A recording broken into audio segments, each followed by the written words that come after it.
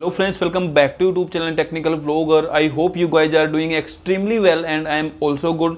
So friends, ये इस channel का पहला इंटरव्यू है। मतलब मैंने किसी को अप्रोच किया है पहला कि वो आए इस चैनल पे और अपने एक्सपीरियंसेस शेयर करें। तो फ्रेंड्स, इस वीडियो में हम जानेंगे कि सीबीआई सब इंस्पेक्टर की कैसी जॉब प्रोफाइल होती है, क्या ट्रांसफर एस्पेक्ट होते हैं, प्रमोशन कैसे होते हैं और बाकी सारी चीज़ें खुद एक सब इंस्पेक्टर की ज़ुबान से।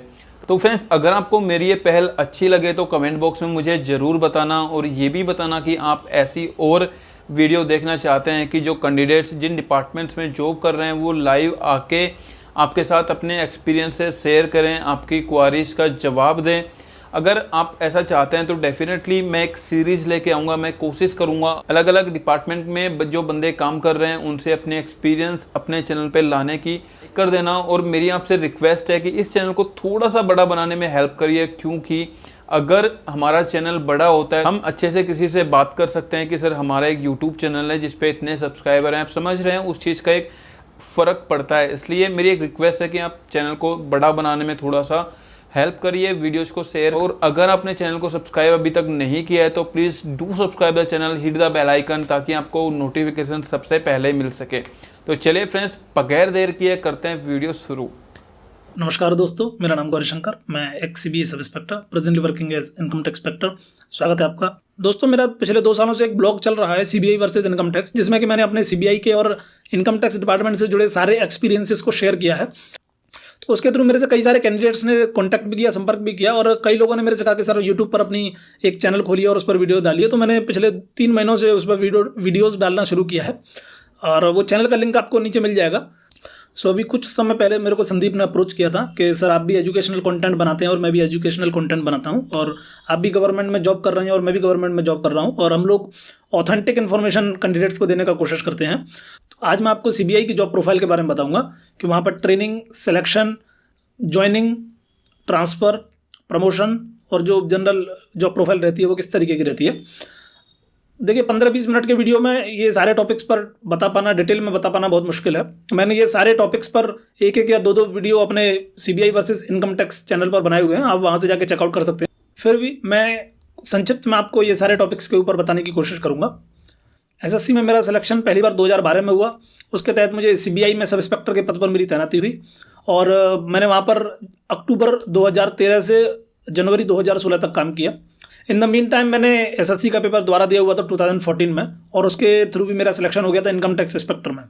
मेरे इनकम टैक्स इंस्पेक्टर की ज्वाइनिंग आई थी सितंबर में, और तब से मैं एज इनकम टैक्स इंस्पेक्टर ही काम कर रहा हूँ। जब मेरा एसएससी का 2012 का रिजल्ट आया था तो वो रिजल्ट आया था मेरा फरवरी 2013 में, और उसकी ज्वाइनिंग आई थी मेरी अक्टूबर में। लगभग 6 या 7 महीने बाद मेरी ज्वाइनिंग आ गई थी। CBI generally one of the fastest department है जो कि अपने कैंडिडेट्स को सबसे पहले ज्वाइनिंग दे देते हैं।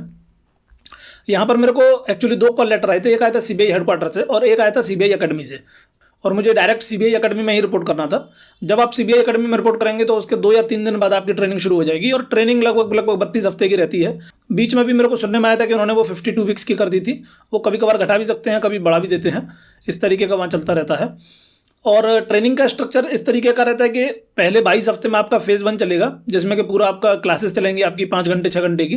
वो क्लासेस में जनरली जो डिटेक्टिव जैसा वर्क रहता है वो पूरा उसके बारे में डिटेल में बताते हैं कि छोटे से छोटे एविडेंसेस को कैसे हमें पकड़ना है, कलेक्शन कैसे करना है, या कोई क्राइम सीन है वहाँ पर हमें किस तरीके से पूरा प्रिकॉशन लेना है कि कोई भी एविडेंस आपका नष्ट ना हो पाए, कोई भी एविडेंस डिस्ट्रॉय ना हो जाए हमारी नेग्लिजेंस की वजह से। इसके अलावा ट्रेनिंग में जो मुख्य रूप से 3 हमारे एक्ट हैं उनको पढ़ाया जाता है, that is Indian evidence act, criminal procedure code and Indian penal act. CBI या कोई भी पुलिस एजेंसी इन्हीं 3 एक्ट्स के तहत काम करती है, तो ये सारे एक्ट्स की जानकारी होना बहुत जरूरी है। 22 हफ्ते की ट्रेनिंग के बाद आपका 1 हफ्ते की वेपन ट्रेनिंग होती है, जिसमें आपको पिस्टल चलाना सिखाते हैं। हमको जो ट्रेनिंग दी गई थी उसमें ग्लॉक पिस्टल के साथ उन्होंने वेपन ट्रेनिंग दी थी, और हमारी ट्रेनिंग एक सीआरपीएफ अकेडमी गुड़गांव में हुई थी। जनरली ये डिपेंड करता है आपकी अकेडमी के डीआईजी पर कि वो कौन सी अकेडमी चूज़ करते हैं आपको वेपन ट्रेनिंग देने के लिए। 1 हफ्ते की वेपन ट्रेनिंग के बाद आपको 1 हफ्ते की छुट्टी मिल जाती है। उस समय में आप अपने घर जा सकते हैं। जब आप वहाँ से लौट कर आएंगे तो फिर आपको 1 हफ्ते गाजियाबाद के लोकल पुलिस स्टेशन के साथ आपका अटैचमेंट रहेगा, और उसके अगले हफ्ते आपका जो दिल्ली के पुलिस स्टेशन है उनके साथ आपका अटैचमेंट रहेगा। लोकल पुलिस के साथ अटैच करने का ये पर्पज रहता है कि सीबीआई में एक दो ब्रांचेस ऐसी हैं जिसमें कि आपको लोकल पुलिस के साथ बहुत ज़्यादा सामंजस्य बैठाना पड़ता है, जैसे कि स्पेशल क्राइम ब्रांच है, उसमें आपको बहुत बार लोकल पुलिस से हेल्प लेनी पड़ती है। तो इसके लिए आपको पता होना चाहिए कि हम लोकल पुलिस से हेल्प अगर लेनी है तो किस तरीके से लेनी है, या लोकल पुलिस वाले किस हद तक जाकर हमारी हेल्प कर सकते हैं, या उनके साथ हमको बातचीत किस तरीके से रखनी है। यहाँ पर एक चीज़ मैं आपको क्लियर कर दूं कि लोकल पुलिस वाले हमारे जूनियर्स नहीं हैं, वो आपके समतुल्य हैं। अगर आप उनको रिस्पेक्ट करेंगे तो वो आपको रिस्पेक्ट करेंगे। अगर आप ऐसा सोचेंगे कि वो आपको सैल्यूट ठोकें या वो आपको सलाम करें तो ऐसा कुछ भी नहीं होगा, वो आपकी हेल्प नहीं करेंगे, तब आप कुछ भी नहीं कर पाएंगे। 2 हफ्ते की इस ट्रेनिंग के बाद फिर आपका फेज़ 2 शुरू होता है, और उस फेज़ 2 में जनरली जो आपको शुरू के 22 हफ्ते में जो उन्होंने थ्योरेटिकल टीचिंग्स दी होती हैं उनका प्रैक्टिकल डेमोन्स्ट्रेशन करवाते हैं। जैसे कि एक मर्डर क्राइम सीन है तो वहाँ पर आपको किस तरीके से काम करना पड़ेगा, वहाँ पर एक आर्टिफिशियली मर्डर क्राइम सीन वो रिक्रिएट करेंगे।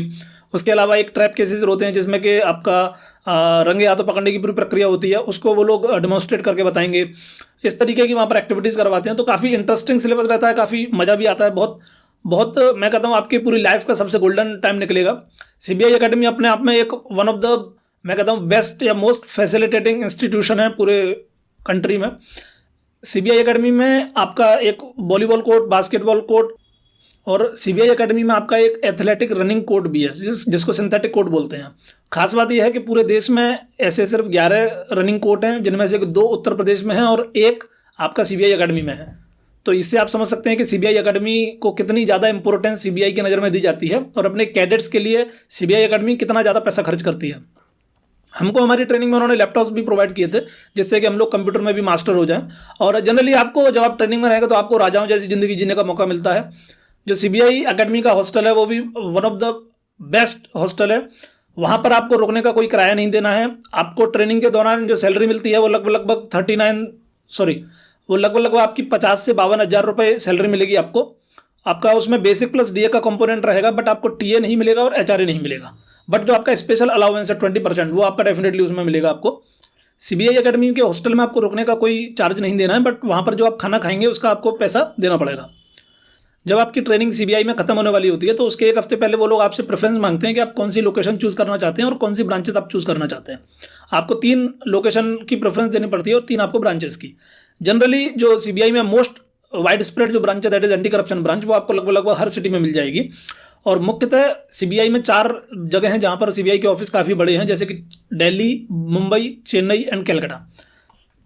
इन 4 सिटीज़ में आपको anti corruption branch, special crime branch और इकोनॉमिक ऑफेंसेस ब्रांच ये मिल जाएंगी। बट बाकी के जो रिलेटिवली छोटी ब्रांचेज हैं जैसे कि भोपाल, जयपुर, जबलपुर, बेंगलोर, ऐसे सिटीज़ में आपको एंटी करप्शन ब्रांच जरूर मिल जाएगी। बट जरूरी नहीं है कि वहाँ पर साइबर क्राइम भी हो या स्पेशल क्राइम ब्रांच भी हो, तो इस चीज़ का आप ध्यान रखें। आपको सीबीआई में जब ट्रेनिंग आपकी कंप्लीट हो जाती है तो उसके बाद एक फाइनल इन्वेस्टिचर सेरेमनी होती है, जैसे कि आपका स्कूल में एनुअल फंक्शन होता है उसी तरीके का। उसके बाद आपको वहाँ पर डायरेक्टर सीबीआई आते हैं और वो आपको मेडल्स अवार्ड करेंगे और आपको एक ट्रेनिंग का कंप्लीशन का सर्टिफिकेट देंगे। और उसके बाद फिर आप फुली फ्लैश सब इंस्पेक्टर कहलाने लायक हो जाते हैं। ट्रेनिंग कंप्लीट होने के पहले ही आप अगर छुट्टी के लिए अप्लाई कर देते हैं तो आपको जनरली 1 हफ्ते या 2 हफ्ते की छुट्टी भी सैंक्शन हो जाती है। और वो छुट्टी कंप्लीट होने के आपको तुरंत बाद अपनी जो रिस्पेक्टिव ब्रांचेज हैं उनमें आपको रिपोर्ट करना पड़ता है। आपकी ब्रांचेज आपको ट्रेनिंग कंप्लीट होने के 2 या 3 दिन पहले बता दिया जाता है। सीबीआई में जनरली जो पहली पोस्टिंग होती है उसमें अथॉरिटीज़ आपको आपकी डिजायर्ड पोस्टिंग देने की कोशिश करेंगी, बट वो आउट ऑफ द वे जाकर आपकी हेल्प नहीं करेंगी। जैसे कि अगर आप नॉर्थ के हैं और आपने जयपुर मांगा है तो ये हो सकता है कि वो आपको जयपुर में वैकेंसी नहीं है तो दिल्ली दे दें, बट आपको ऐसा नहीं कि वो साउथ फेंक देंगी। उसमें भी कंडीशन है कि अगर आपने कहीं से जैक जुगाड़ लगवाने की कोशिश नहीं की है तो ही। हमारे से पहले बैचेस में ऐसा भी हुआ है कि किसी ने जैक जुगाड़ लगवाने की कोशिश की और उन्होंने जो नॉर्थ का बच्चा उसको साउथ में फेंक दिया और जो साउथ का बच्चा उसको नॉर्थ में फेंक दिया। अब बात करते हैं सीबीआई में पोस्टिंग की और ट्रांसफ़र की। सीबीआई में ये बहुत अच्छी बात है कि जो बड़े सिटीज़ हैं जनरली स्टेट्स के कैपिटल सिटीज़ उन्हीं में सीबीआई की ब्रांचेज हैं। इसके अलावा कुछ कुछ और सिटीज़ हैं उनमें भी हैं, जैसे कि यूपी में आपका लखनऊ में है और गाजियाबाद में है, एमपी में आपका भोपाल में है और जबलपुर में है। इसके अलावा महाराष्ट्र में आपका मुंबई में भी है, नागपुर में भी है और एक पुणे में भी है, बट ऐसा हर स्टेट में नहीं है। और इसका ये फ़ायदा है कि अगर आप जीवन भर बड़े सिटीज़ में रहना चाहते हैं तो आपको ये मौका पूरा मिलेगा। एक सीबीआई में डिसएडवांटेज ये है कि ट्रांसफ़र की सीबीआई में कोई फिक्स पॉलिसी नहीं है। मान लीजिए आप जयपुर के हैं और अगर आपको दिल्ली मिल गया है, उसके बाद आप एप्लीकेशन दें तो जरूरी नहीं कि आपको कभी वापस जयपुर मिलेगा या नहीं, या मिलेगा तो कब मिलेगा, कितने समय के लिए मिलेगा। आप एप्लीकेशन देते रहें, हो सकता है वहाँ पर वो अप्रूव ना हो। तो अगर आप होम सिक हैं, आप चाहते हैं आप अपने घर के पास ही रहें, तो आप सीबीआई चूज़ ना करें अनलेस कि आप दिल्ली के हैं। जो बच्चे दिल्ली के हैं उनका मैं ऐसा एस्टिमेट करता हूं कि 25 या 30 साल उनके वो सीबीआई में दिल्ली में स्पेंड कर सकते हैं, अगर सर्कमस्टेंसेस को उनके विपरीत नहीं रहे तो। अब बात करते हैं प्रमोशंस की। सीबीआई में जो पहला प्रमोशन है आपका वो इंस्पेक्टर के लिए रहता है, और मोस्ट लाइकली आप विद इन 4 या 5 ईयर्स इंस्पेक्टर बन जाएंगे। उसका एक मुख्य कारण यह है कि सीबीआई के लिए आप एज सब इंस्पेक्टर इंपॉर्टेंट नहीं है, बट आप as inspector you are very important from the point of view of CBI. उसका कारण यह है कि लॉ के अनुसार एक सब इंस्पेक्टर किसी भी केस की इंडिपेंडेंट इन्वेस्टिगेशन करने के लिए अलाउड नहीं है। इसीलिए जब केसेस सीबीआई के पास एकदम से आते हैं तो सीबीआई वाले जनरली एक पूरे के पूरे बैच को ही प्रमोट कर देते हैं, जिससे कि वो नए जो केसेस आ रहे हैं वो नए जो इंस्पेक्टर्स बन रहे हैं उनको अलोकेट कर सकें, जैसा व्यापम स्कैम के टाइम पे हुआ था।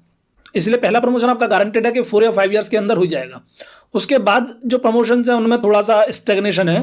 बीच में उन्होंने एक डायरेक्ट डीवाईएसपी का एग्जाम भी इंट्रोड्यूस किया था। अगर आप सीबीआई में एज सब इंस्पेक्टर 4 साल स्पेंड कर लेते हैं तो उसके बाद आप डायरेक्ट डीवाईएसपी का जो एग्जाम होता है उसके लिए आप एलिजिबल हो जाएंगे, उसमें आप अपीयर हो सकते हैं। बट वो एग्जाम जहाँ तक मेरी जानकारी है वो सिर्फ एक ही बार कंडक्ट करवाया गया है और उसके बाद वो कंडक्ट करवाया नहीं गया, तो most likely that exam has been discontinued.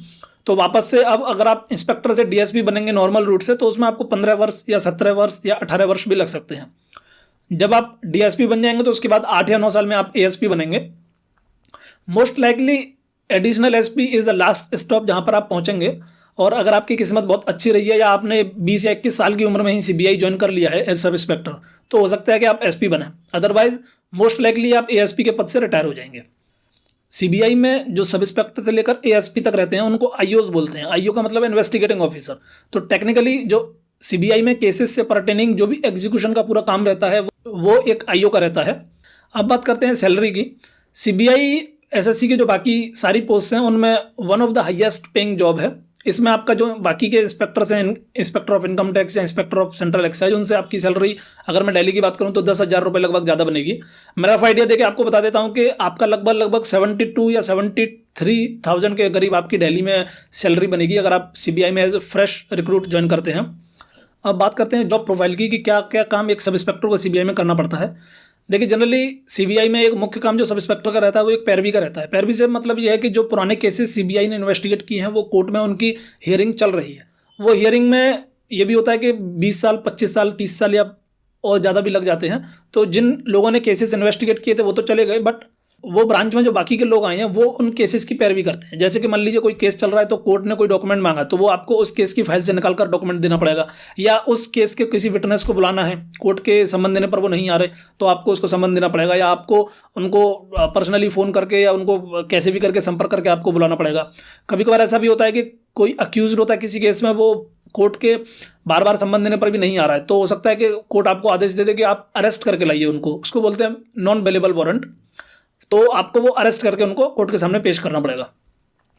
CBI में पैरवी के लिए आपको लगभग 20 या 25 केस एक सब इंस्पेक्टर को दिए जाते हैं और उनमें से करीब 8 या 9 केस ऐसे रहते हैं जो कि रेगुलर जिसमें डेट लगती है। हर महीने आपका लगभग 6 या 7 दिन आपका कोर्ट में आपको जाना पड़ेगा।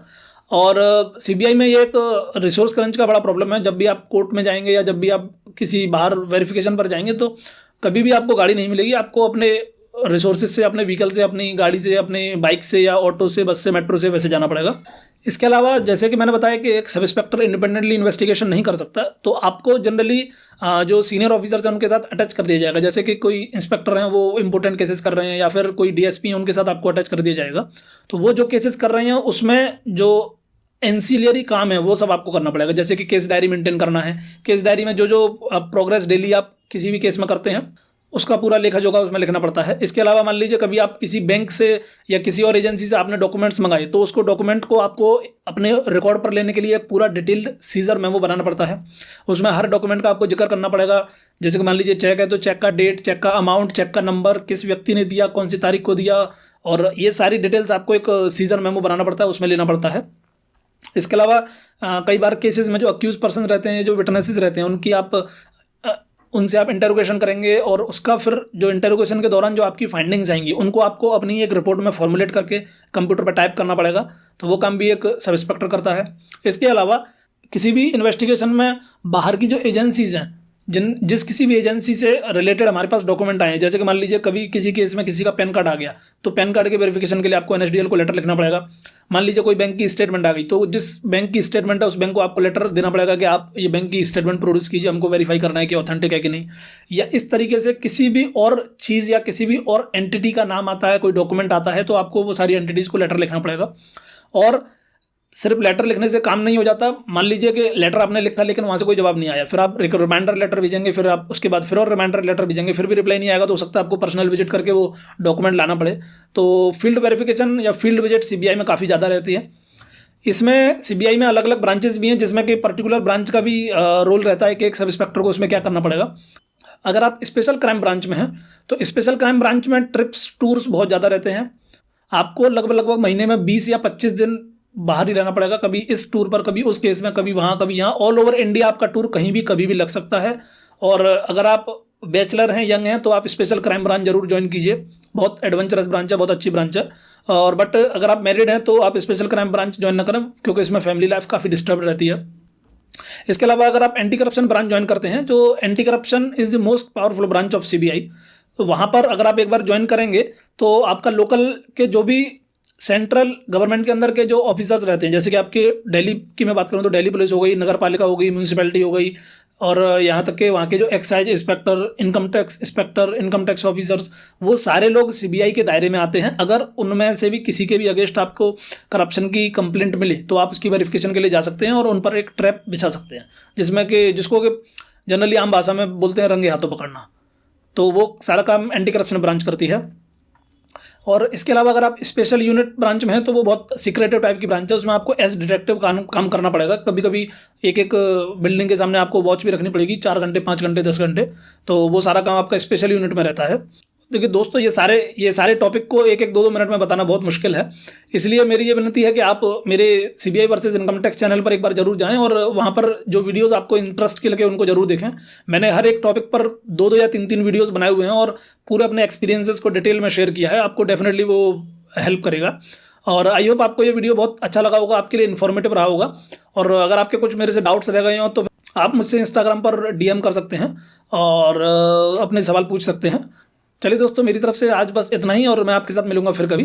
तब तक के लिए नमस्कार।